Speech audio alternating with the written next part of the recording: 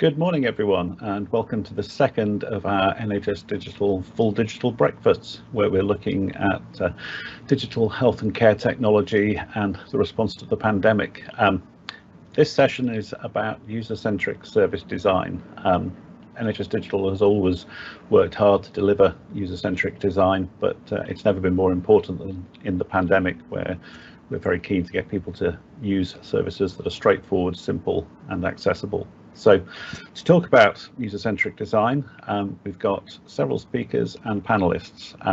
Ben Davison, who's the Interim Executive Director for Product Development here at NHS Digital, Dr. Simon Eccles, who's the National CCIO, Head of Profession for CCIOs and Deputy Chief Executive of NHSX, Tero Vaananen, who's Head of Design at NHS Digital, Rochelle Gold, who's Head of User Research at NHS Digital, and Matt Lund, who's a lead user researcher who will be running through one of our key case studies. The format of the day is we will have a presentation for about 20 minutes, split up between Ben, Rochelle, Tero and Matt, and then we'll move into a panel discussion where we can answer your questions. A couple of housekeeping points. If you want to submit a question, you click on the speech bubble at the top of the screen, and also if you want to have the captions turned on, that's underneath the three dots at the top of the screen.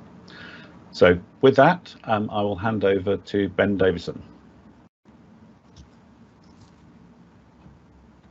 Good morning, everyone, and welcome. Very pleased to be here.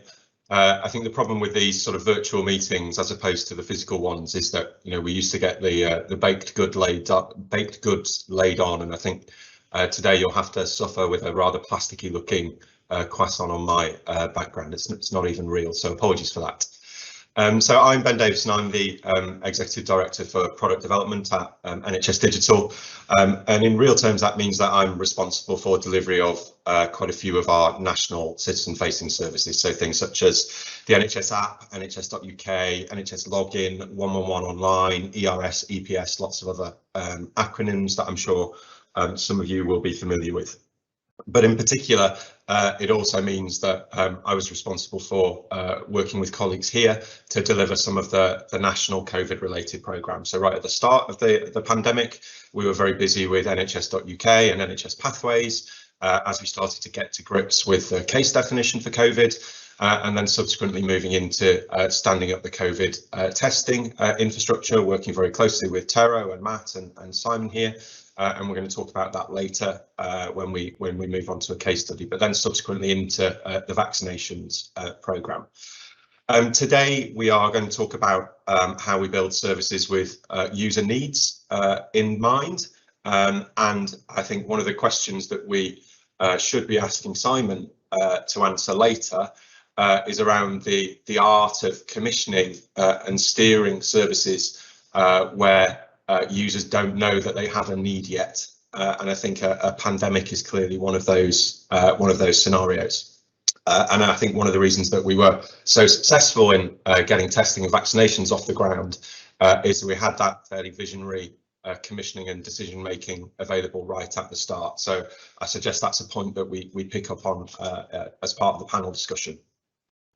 So coming on to the presentation then, and I'll hopefully get out of the way relatively quickly, and then we can hear more from Rochelle and Matt around what is user-centered design and how have we applied it during the context of a pandemic. But the thing about a pandemic is, in some kind of musical medical crossover, it's like kind of healthcare IT but turned up to 11. Like all the things that you have to do in healthcare anyway all hit you at once.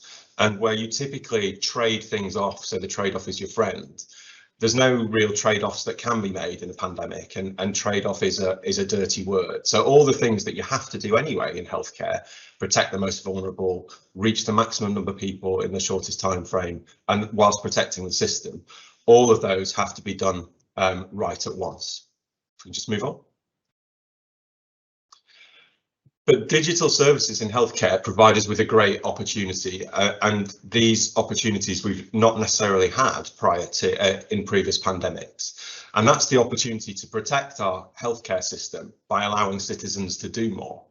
It's also more convenient for citizens, especially people like me who'd rather kind of interact with a digital service than arrange something with kind of actual people. So I suspect I'm not alone.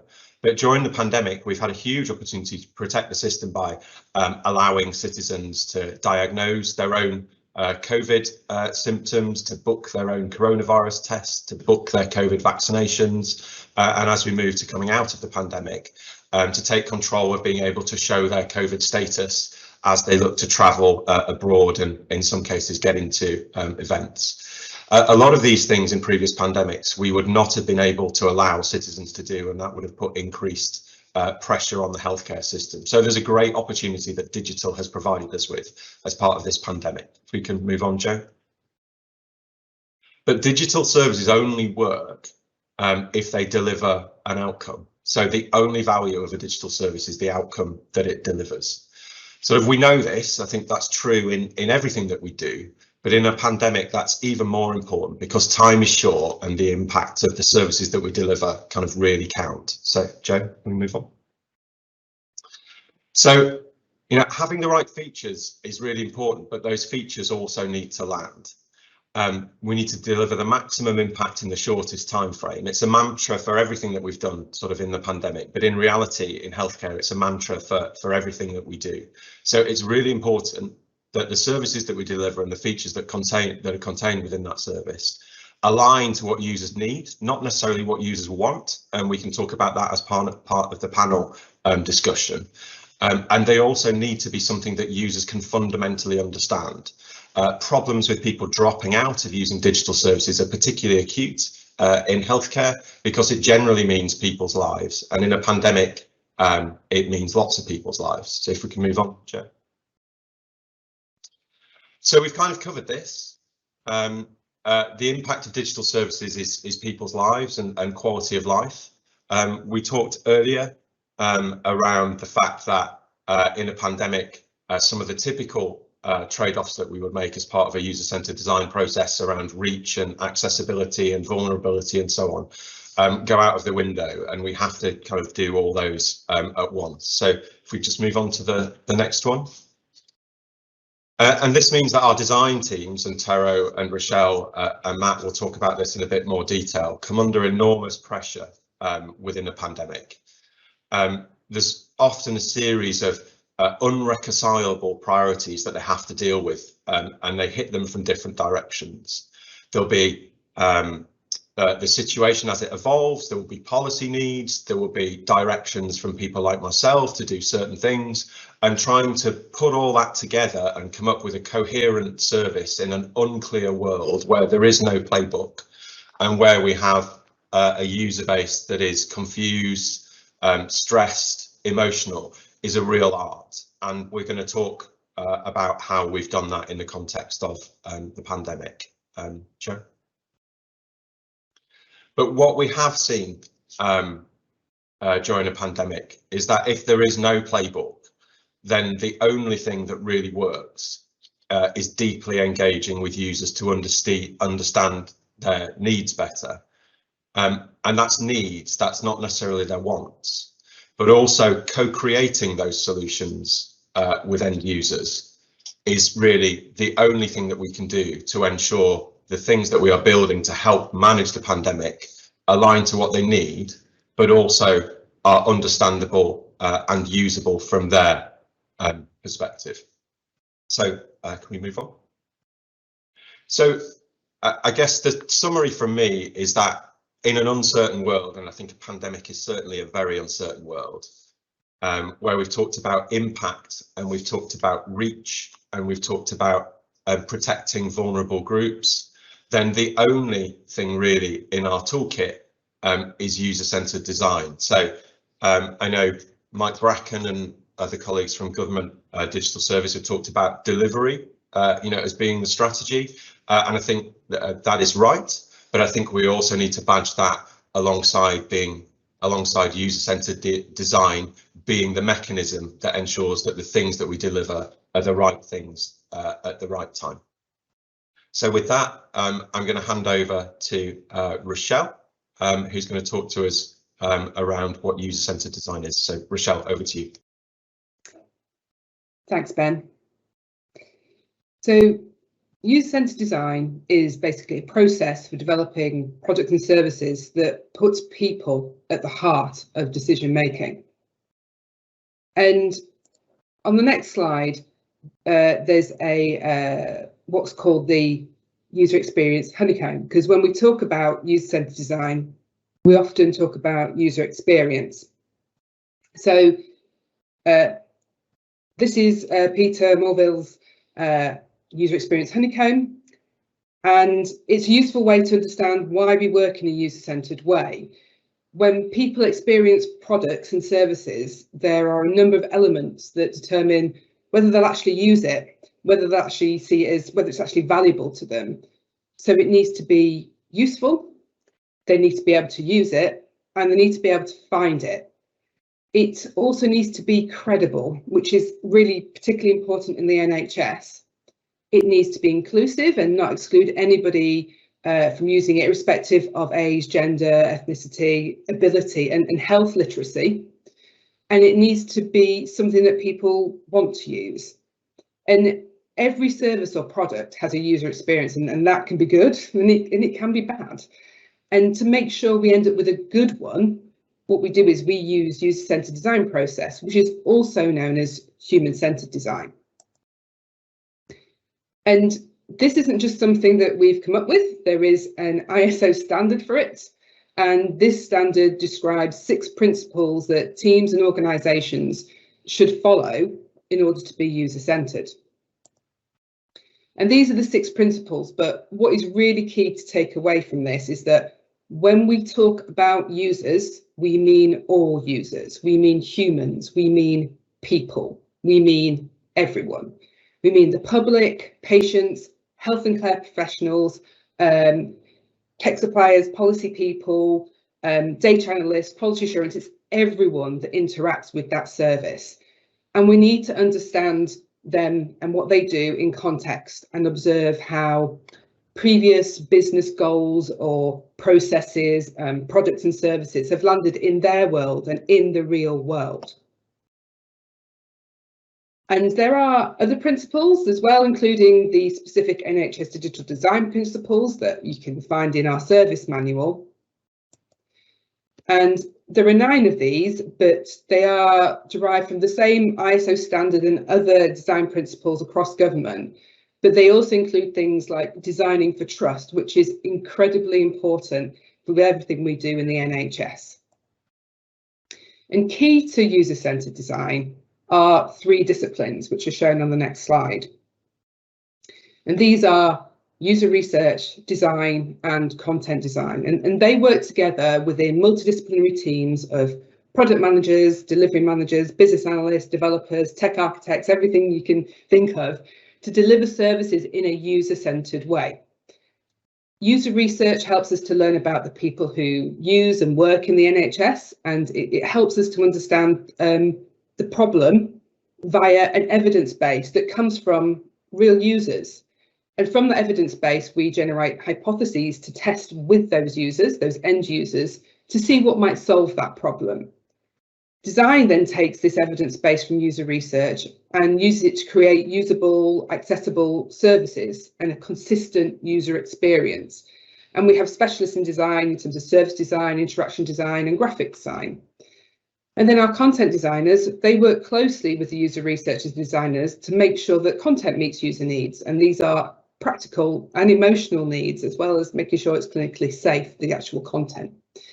And they take the time to understand the context that people will be reading this information and the best way to communicate it in either whether it be through words, pictures, videos, but in a way that's clear and accessible to everyone.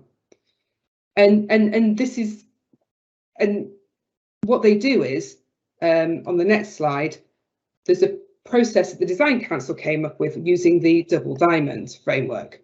But in simple terms, it is about finding the right problem to solve and then solving it in the right way. And this is absolutely key. We have to actually understand the problem before we talk about solutions. Solutions are not solutions if they don't actually solve a problem or deliver a real outcome for the people that the solution's actually meant for. And user-centered design is essentially about adoption, benefits realization, and risk management. But this process, it isn't actually linear, like the double diamond suggests. And on the next slide, it shows you how actually it's very iterative. But by being iterative, this enables to make sure you are constantly doing the right thing and going in the right direction.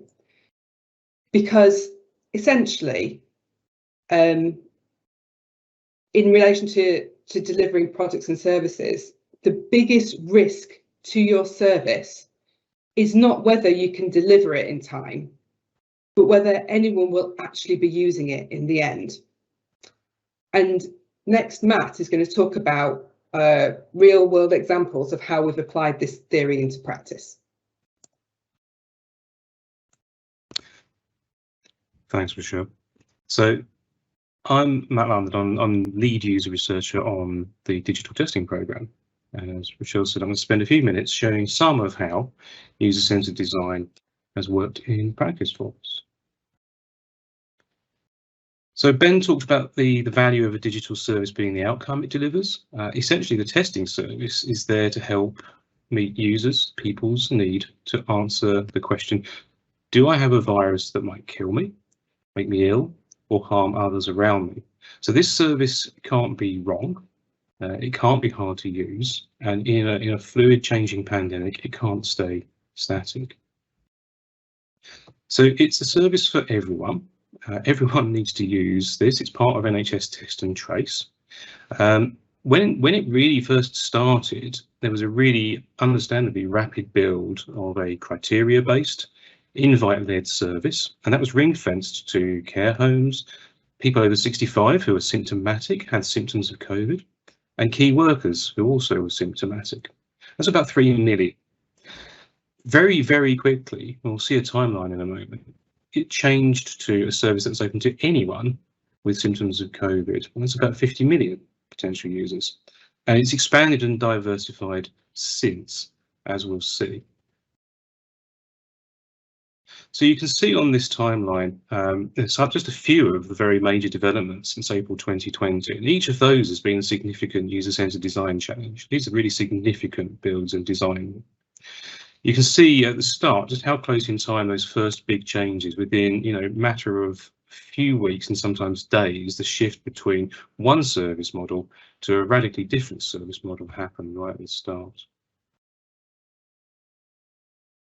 And Ben's described those strategic challenges and pressures that the pandemic places on design teams, and user-centered design has helped us manage the very specific challenges of the testing program. Now, we've got challenges in our environment, around change and around delivery. We, in user-centered design, work at pace, so we're keeping up as best we can with the urgency of this pandemic. We work with agility to respond to opportunities like the new testing technologies. We've moved from tests that look at symptoms to those that test asymptomatic, the rapid flow tests we've probably all heard about or used. User-centered design fosters really resilient democratic teams, and that's really crucial because the context of colleagues living and working COVID for months can't be underestimated for people's well-being. So I'm a user researcher, and user researcher insight brings the clarity we need in a fundamentally uncertain situation, provides common ground and a focus based on evidenced users' needs across what's a complex multi-partner program. And user-centered design teams are inherently creative, helping meet the unprecedented user needs, but also working out how to keep delivering in this time. So in my own specialism, for example, we lost that core ability to run face-to-face user research overnight. And we've delivered a huge amount of insight. We've underpinned the user-centered design and then the decision-making by product and delivery colleagues from listening to and observing people all the time. We found new ways to continually deliver user research, probably now over 1,200 rather than 1,000 people we've spent 45 minutes, an hour with in 190 rounds of qualitative interviews. We've gathered about 1.5 million and counting feedback responses about the usability of our services. And we're always using quantitative data from analytics and management information sources. Of course, we've only managed this through the goodwill of the public. We've had tens of thousands, probably hundreds of thousands of people volunteering to join our research panel, and that means we can reach people really quickly. And we take care to make all our user-centered design work inclusive, and that means listening to users with access needs and from a really diverse range of backgrounds. The pandemic obviously affects everyone in society, and our services are there for everyone in society. So we go beyond what an accessibility audit might identify, and we run those as well, and consider all the different barriers anyone might encounter. So the service is, back to that, kind of go usable and valuable, regardless of your background, your health, your ability, and especially those most at risk in the pandemic. And that's often an intersection there. Back to the NHS design principles Rochelle showed. Number 3 is be inclusive. Number 5 is design for trust. Anyone needing to use the testing service will have some anxiety, and some people using our service feel very ill when they do so. It's important to us that the testing service feels okay to use, as well as technically working okay. Now, we do know we've accumulated what we'll call user experience debt from that really urgent early pace, as well as tech debt. And we mitigate that through the iteration process we have in user-centered design. For example, when we started, because of the nature of it being criteria-led, there were a number of checks, ID checks. As the service changed, that became a barrier, and our user-centered design worked that out. They've gone. Gender questions were being asked of people necessarily, but for some people in the trans and non-binary community, again, that's a barrier to them being able, and some people were not booking a test because they couldn't answer those questions honestly. And through research, we've identified and iterated that. We know there's a balance to be struck, such as how many steps it takes to get a test. Epidemiologists need data that the users give us when they book a test to help track the pandemic. User research is telling us there's a point when people do start thinking, though, this is a long process. I need to book a test quickly. And user-centered design uses iteration to answer the question, how might you get what you need in the least stressful way possible? And on the next slide, we're going to go back and look at a worked example from testing, again around those 3 user-centered disciplines. So this is just one example how user research has uncovered and understood users' contexts and their needs and helped to design things that better meet those needs. Before we got into designing even prototypes, we learned that the new asymptomatic rapid lateral flow tests were something users would be doing very often, not like the PCR tests that we started with. So research, not our own assumptions, found this user need. So as a repeat tester, I need a way to avoid getting so much information each time I get a test so that it's quick for me. Then we use that insight on the next slide to form a series of hypotheses, 6 or 7 to start with, things that might help. One was about user accounts. Then we went through rapid rounds of user research and design iteration based on that core discovery that we started with about users' needs until we had something good enough to build that met core user needs. And we built in ways to measure the improvement for our users. And we know now that account users save about half the time of non-account users on their subsequent visits. And that iterative process of research and change continues at a strategic level. We're now thinking, what impact has an account had on other aspects of the service? Are there any other unintended consequences or opportunities from the account? And what are the other unmet needs still needed to address? So back to the NHS digital design principles, number 4 is designing for context. Working this way, we understood the new context for our users and we could design to meet their needs. So we've looked here at how user-centered design works for a digital service. To bring this to a close, it's worth noting that although we're responsible for digital services, user-centered design means we're always considering the whole user experience, the whole journey people go. We collaborate with others across test and trace and beyond, and they're the ones with the responsibility, for example, how users become aware of our service, like the new NHS UK front door pages, how they engage with it, and with things like contact tracing or self-isolation, what might happen after users leave our bit of the service. That's really vital, helping make all the things people need to do to stay safe and well in the pandemic as simple as possible at a time when everyday life is just stressful. And finally, we use the insights we get from user research and management information sources to track the improvements we want to see across the whole user experience. So in closing, I believe that if we can work in this user-centered way during this emergency of the pandemic, then all of us should be looking to work this way in a hopefully more normal future. So thank you for your time. I'm going to hand back over to Matt for the Q&A. Thank you very much, Matt and Rochelle and Ben. I think that's given us plenty to talk about and think about. Please do put your questions into the chat where we will pick them up and ask them to the panel members. So I think I will start off with the question that Ben posed at the beginning for Simon, in terms of as an SRO, how do you commission services where users don't know that they have a need? Perhaps talk a bit about user-centric design and commissioning strategy.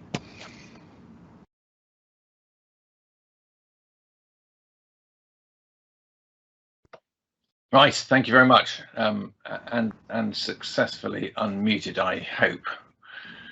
Yep. Thank you. The joy of doing remote panels, I can see Matt and Ben, but can't see all of you. Thank you very much for joining. It's a really important question, this, because it was the real challenge at the start of the pandemic, and you know, Ben and I still remember sort of working quite insane hours at the very beginning of the pandemic, quite rightly, with a brilliant team working very, very hard to try and design a process where we simply didn't have time to iterate it in the way we would ideally like. And we were sort of writing code changes and flinging it live the next day, continuously iterating on the feedback we were getting. But the challenge you put to me is, it's one's reminded of the Henry Ford quote that if you ask people what they want, they'll tend to come up with a faster horse rather than necessarily the motor vehicle. And in this case, what we got was people giving us excellent feedback on the next step of making the design better. But we needed to bear in mind the two things. One, the outcomes we were trying to achieve, and not just the process we were trying to follow in order to get those outcomes. And secondly, some of the behaviours we were trying to drive and to move towards. And so you're designing as well as for the user's immediate desire lines. Can we improve their satisfaction? Can we improve the utility of the product? But also driving at those outcomes we're aiming for and the success metrics of the type that Matthew was outlining a moment ago. But then keeping in mind this slightly higher level function, there's some things we wish to achieve here. And we've been doing that in all sorts of areas of work we're running now. Bear in mind, as highlighted by Rochelle, that concept of users may mean citizens, but it may mean NHS clinical staff, it may mean administrative staff.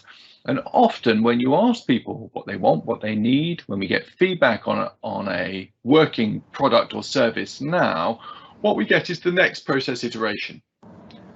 And it needs the expertise that I think user-centric design can bring to bear to see how one might go several steps beyond that and start engaging in a truly transformational approach, leap on a couple of steps and come up with a really radically different way of working things. And one ideally then builds the very first alpha and gets that past some users, see if people are following the paths one wants, and develops on from there. And it's enormous fun to do in practice. Thanks very much, Simon. Ben, do you want to follow up on that with how much fun you had doing it in practice? As Simon said, it was pretty intense, and I think it's been a very intense year, I think, for everybody. I think certainly right at the start of the pandemic, when we were struggling to get to grips with the case definition and having to iterate around some of our systems that used to release updates in months, having to do those in days. Very, very very, very stressful times, and people here and back at NHS Digital and across the system did an amazing job at that point in time. But on the specific point around visionary kind of commissioning and decision making, I think Simon's kind of nailed it really.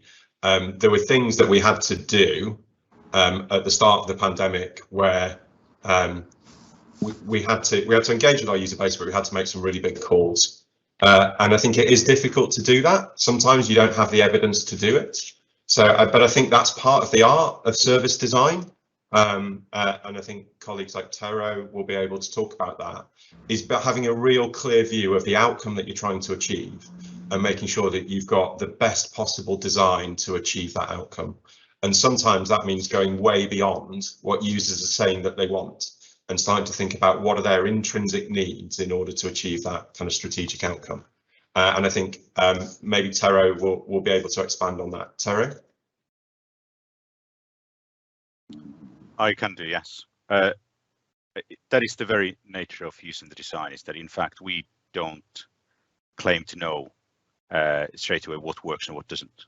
But it's all about understanding the user needs, like Rochelle and Matt were talking about before, is the understanding what is the user need. Then we go and create hypotheses, and then we go and validate those hypotheses with users as quick as we can. And it's that process and the iterative process, and that's the weekly lines that Rochelle was showing, that that's really the process, what it is. And it's just following those principles that will get us to a result that we know will work. Idea being that we'll test them with real users before we launch them as much as we can, and then we can learn from that. But there is the other thing in pandemic, in crisis like this, like Matt was saying, that there is the experience debt. There always will be something that we have to make quick decisions that we've made sure that, well, it's not going to cause harm, but it's not going to be the ideal one. We know that, but we had to make a decision. We have to move on. We have to get it out there live. But we make note of that, and we'll fix that as soon as we can. The difficulty with experience debt, same as with technical debt, is that the longer you leave it, the more expensive and difficult it is to fix. But we do have lots of notes about those things. We know lots of things that we want to fix.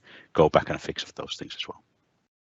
And I think just to kind of come back on that, I mean, I think Matt's point around the fact that the service model for testing kind of practically changed overnight, gave us a lot of experience debt that we had to deal with. So it was an ongoing and kind of iterative process to focus on, the largest blockers to, people using the service, people dropping out of the service, and just continually eradicating what's the next biggest thing that we need to eliminate, and then going back around the cycle again to understand, what's the impact of that? How do users feel about this service? What's the next biggest problem that we need to eliminate?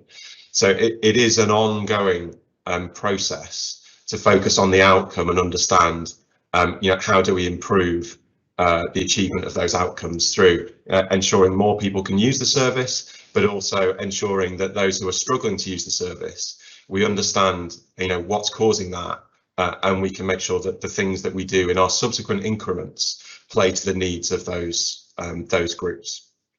Matt. Thanks, Ben. You talked a bit about the experience debt. I wonder if maybe Rochelle, you could talk a bit about the things that we've learned by the pace that you've operated at in the pandemic that you would like to take forward.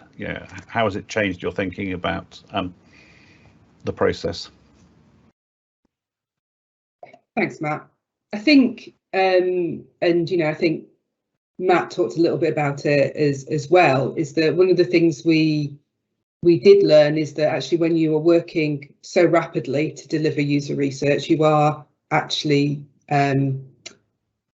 going to the places where you can quickly get people. And what we rapidly learned early on was that meant that we were actually only conducting our research with people who had put themselves forward for research or with specific groups. And we all know in the pandemic, people were disproportionately affected.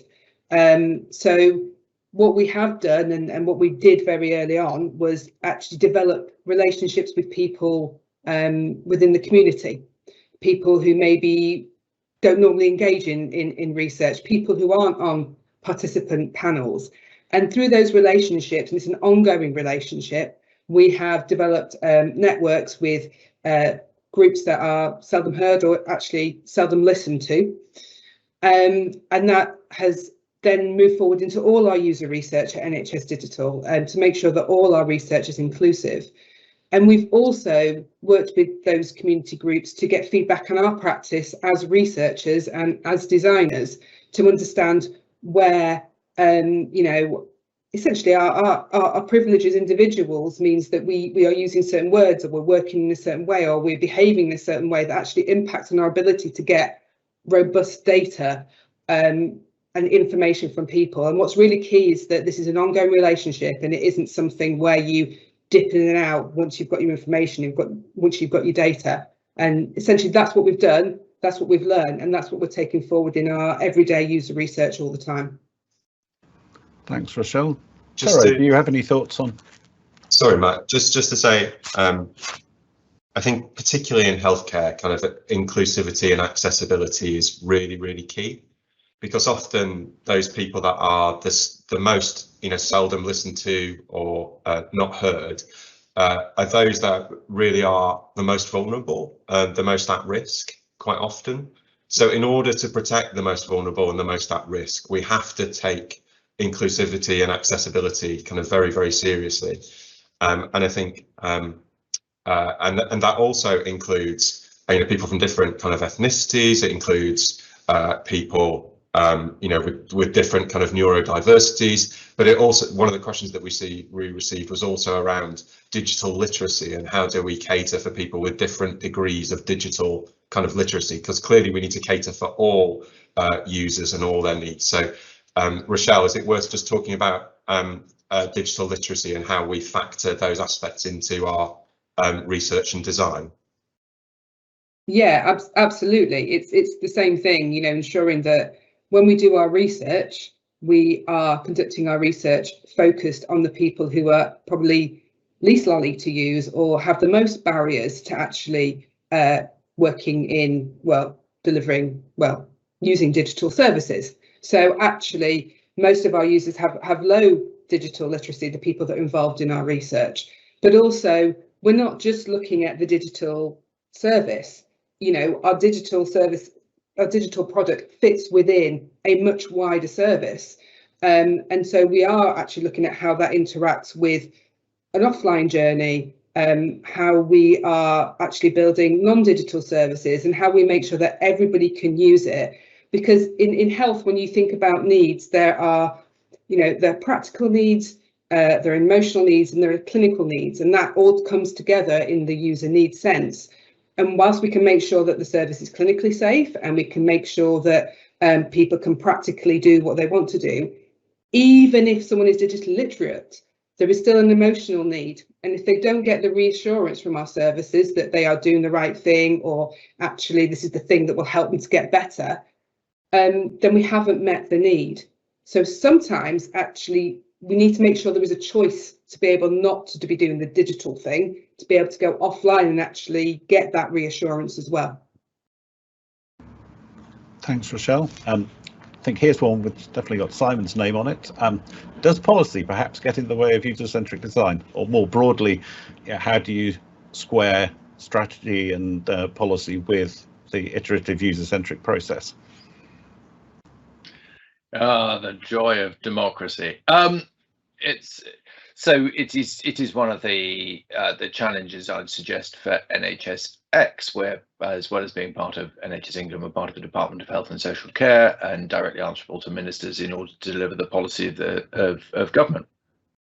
And you're completely right, Matt, that we'll have quite strong policy drives in the case of some of the products we're delivering that may not always immediately fit with users' requirements there and then. But the aim here, as I mentioned earlier, is how do we steer people towards our wider objectives while at the same time reflecting people's individual needs. I'm trying to think of a good example. It may be the way we've been handling primary care triage and primary care in general during the pandemic, when all of our services moved online at phenomenal speed, and there was a clear need to facilitate virtual consultations in almost every setting.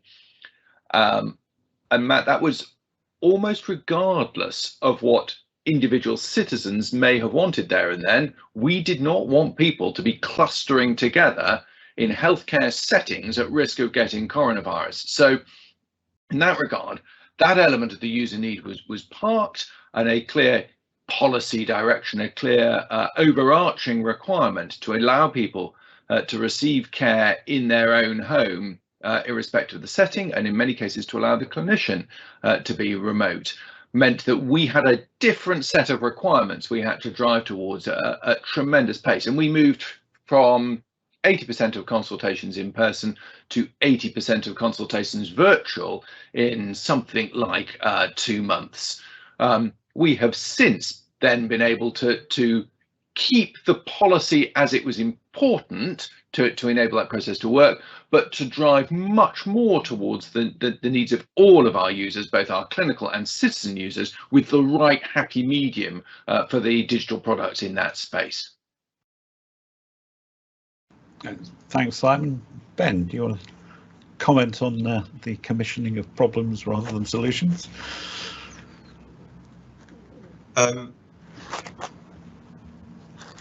Yeah, I mean, I think, you know, that is always the age-old challenge, isn't it? Is where somebody commissions a thing, we have to try and take it back to understanding, you know, what's the problem that we're trying to solve here. And I think many of us from an IT, you know, background, you know, quite often think, you know, I've seen this before. Like, I know what the answer is. It's one of these.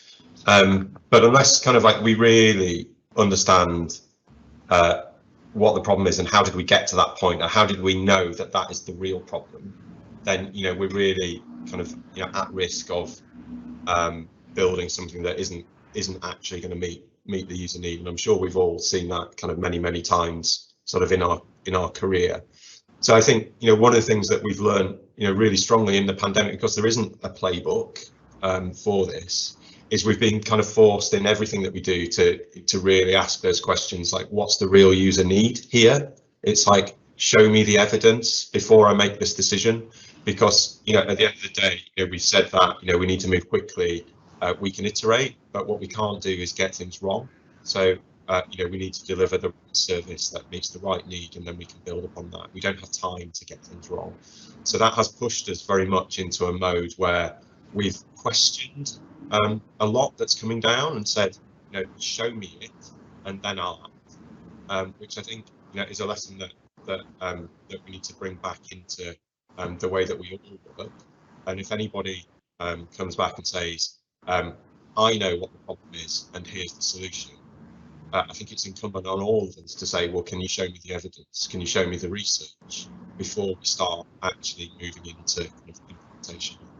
And that's one of the things I think that's really come to light in the pandemic, and it's one of the things that I hope that we will move into kind of standard practice as we move forward.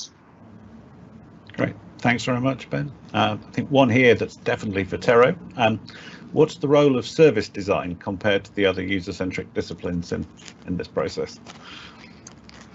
That's a good question. We often discuss that as well. I think they're all interrelated. So when we talk about design and service design, there's interaction design, which is looking at kind of how do we actually create the user interfaces, the products, the whether it's an app or a website or other kind of digital thing. There's of course user research, which underpins all of that to understand what are the user needs and how do we make sure we're doing the right thing. Service design is a discipline that aims to bring all of these together when we're looking in a wider sense of delivering services. There's many definitions of a service, and I think that's one of the things where we struggle within NHS Digital as NHS, because the service delivery is so fragmented. But I think the key thing to take there is the service design thinking. It's that how do we think towards outcomes and delivering outcomes, and not just individual things, that kind of technical things or products, but how they actually fit in together. And how they fit in together that they meet the user need on a wider sense, that they have not just a simple task to do, but they have a goal that they need to achieve. And that's what service design is. It's not hierarchically any more important than anything else. They are different things that work together and must work together to make that happen. Great, thanks very much, Terry. Question here from Simon Woods, saying, in my role, I have a particular focus on young people who've been disproportionately impacted in a number of ways. Did you consider age and regional segmentation as part of the design work? I think that's one for Matthew. Yeah, it's a really good question. I mean, in part, the answer is around the policy of eligibility for testing as to how young we go with this. But in terms of the spread of people, yeah, absolutely. We're trying to make our work as representative of the user base as possible. And obviously, when it's for everyone in the whole country, there's quite a lot of work to do. And Michelle's talked a lot about how we try and make our work focus on those who perhaps have the most challenges, the most need, the most distance from services. Regional is really important because, particularly things like the rollout of, the asymptomatic testing, often that's managed by local authorities. So people might be getting a slightly different messaging or a different experience locally. There is just the difference between urban and rural. So we're always looking, we have a panel, there's another question about how we get to people quickly. We have a panel of about 250,000 people who have volunteered, and we know demographics about those people, and we can ask more if we need a particular cohort. And that allows us to get hold of people within, sometimes 24 hours, 48 hours, absolutely, from a really broad range of people. They are still in a digital panel, and therefore we've done the work, again, as Michelle's described, with groups who are more distant from that, who don't choose to or can't use digital in the same way. And if we need, in pure methodology, obviously everything's remote, but if we need to do it by phone, if we need to adapt how we ask the question, if we need to send people material to look at rather than ask them to see a screen, we're doing that as well. So whoever the users are, we find a way to try and get a representative group of them to listen to and observe. Thanks very much, Matthew. Interesting one here. A/B testing and experimentation is key for lots of digital businesses. However, it involves a small level of risk. Given the circumstances, does NHS Digital accept this risk and use experimentation? I think I'm going to ask Simon to speak on that one and follow up with Ben.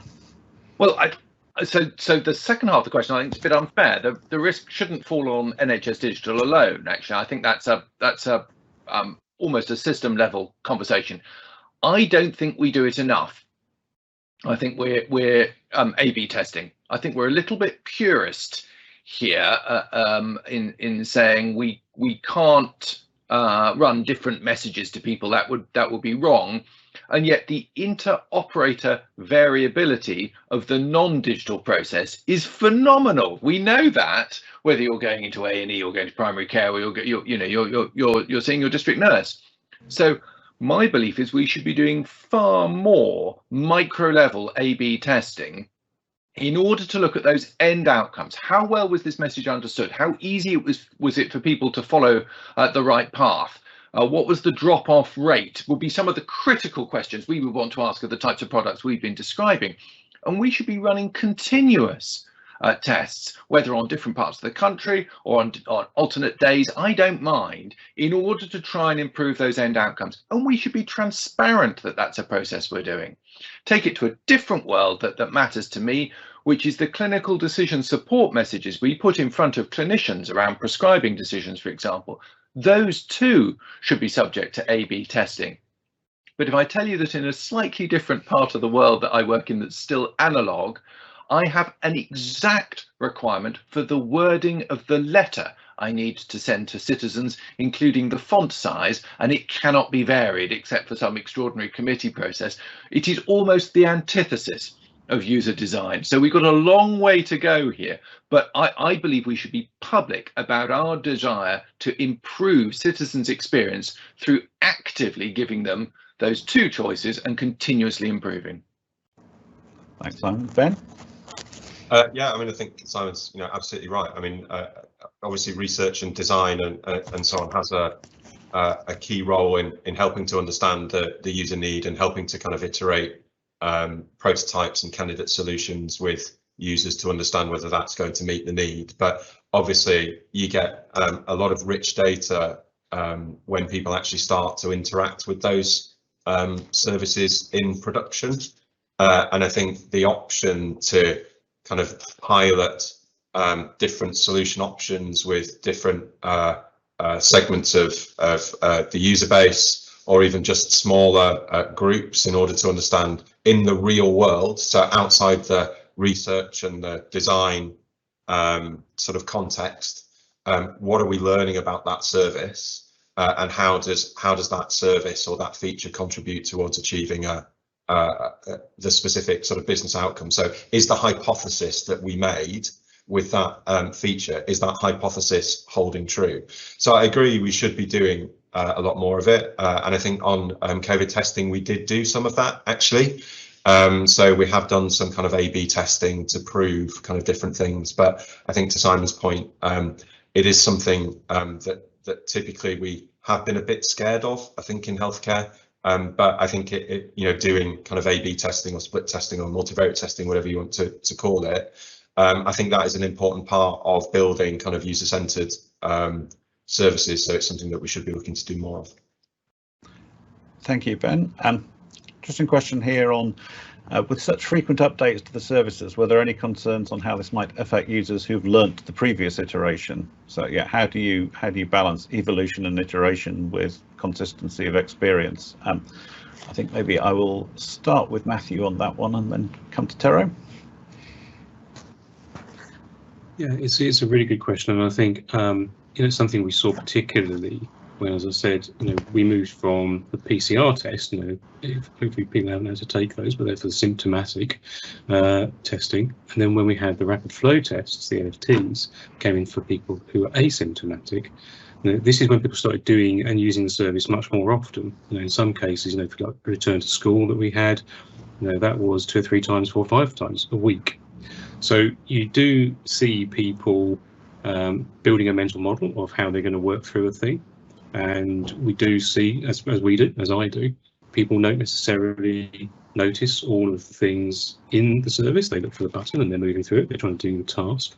So it's really important that both when we're researching, we're looking for how people actually do the thing rather than what they say about it.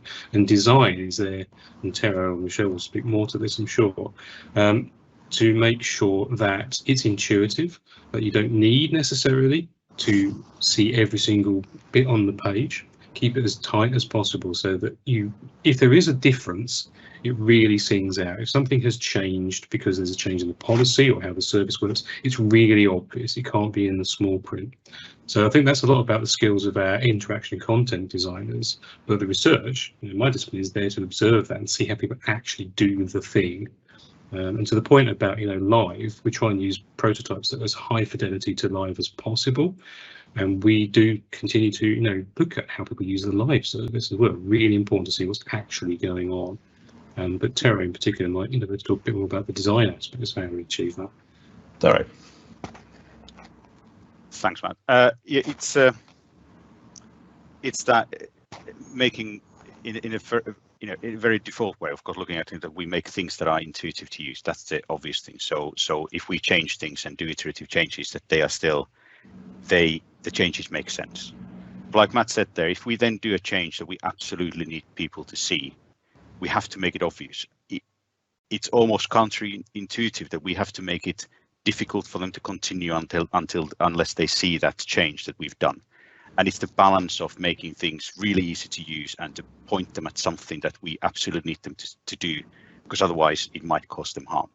But that's where the creating hypotheses and being able to test those with real users before we launch them is absolutely critical. But it's a big part of that is content design. Content is often ignored as a kind of, well, anybody can write the content, anybody can just do the stuff, which is absolutely not true. We have some brilliant content writers, content designers at NH Digital, and that is what people are looking at.